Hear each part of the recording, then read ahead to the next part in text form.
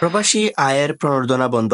সম্প্রতি Bangladesh bank calling প্রেগ পদ্ধতিতে ডলারের দাম নির্ধারণ করার কারণে ডলারের দাম 60 টাকা বেড়ে 117 টাকার আশেপাশে চলে গেছে, যার কারণে ব্যাংকগুলো যে অতিরিক্ত 2.5% প্রণোদনা দিত এই রেমিটেন্সের বিপরীতে তা বন্ধ করে দিয়েছে।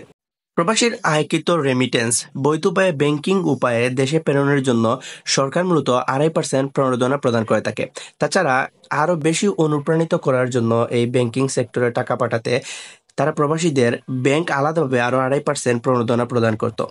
সম্প্রতি ডলারের দাম বৃদ্ধি পাওয়ার কারণে ব্যাংকগুলো যে এক্সট্রা 2.5% প্রণোদনা প্রদান করত প্রবাসী আয়ের তা বন্ধ করে দিয়েছে। কেননা সম্প্রতি সময়ে ডলারের দাম অর্থাৎ কলিং প্রেগ পদ্ধতিতে ডলারের দাম যখন বাংলাদেশ ব্যাংক 60 টাকা বাড়িয়ে 117 টাকা করে দিয়েছে, সেক্ষেত্রে প্রবাসীরা যদি এখন বাংলাদেশে টাকা প্রেরণ করে সেক্ষেত্রে সরকারি 2.5% প্রণোদনা সহ মোট ডলারের দাম দাঁড়ায় 120 টাকা।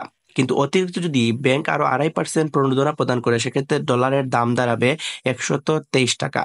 যার প্রেক্ষিতে ব্যাংকগুলো তাদের অতিরিক্ত 2.5% প্রণোদনা বন্ধ করে দিয়েছে। এখন যদি আপনারা প্রবাস থেকে $100 বাংলাদেশে প্রেরণ করেন সেক্ষেত্রে আপনারা এই $100 বিপরীতে 12,000 টাকা অর্থাৎ সরকারি প্রণোদনা 2.5% সহ 12,000 টাকা আপনারা পাবেন। তো এই ছিল বাংলাদেশ ব্যাংকের ডলার রেটের আজকের আপডেট। নতুন কোন আপডেট আসলে আপনাদের সাথে শেয়ার করার চেষ্টা করবো। সবাই ভালো থাকবেন, সুস্থ থাকবেন। আসসালামু আলাইকুম।